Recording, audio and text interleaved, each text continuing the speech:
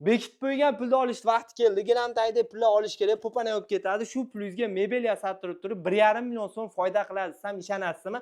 Ustakalarimiz katta aksiya qilib berishyapti ekan. Oshxona mebel yasattiradigan bo'lsangiz, общий hisob-kitobda, misol 10 millionlik oshxona mebeldan 1 million so'm ayirib yuborishadi. Agar 20 millionlik oshxona mebel qildiradigan bo'lsangiz, 1,5 million so'm minus tashlanadi. Shu ko'rib turgan oshxona mebellarini 8 metr joyga chiroyli qilib berishgan.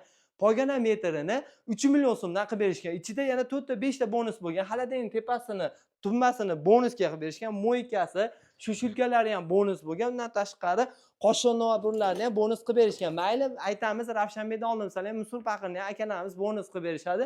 Shu ko'rib turgan oshxona mebellari o'sha necha pulga tayyor bo'ldi deganlarga, xo'p 24 million atrofiga tayyor bo'lgan.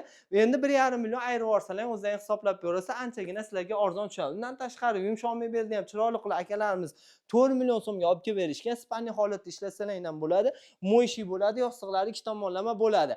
Endi uyingizga noldan mebel to'ldiramansalar, akalarimiz chiroyli holatda qilib beriladi.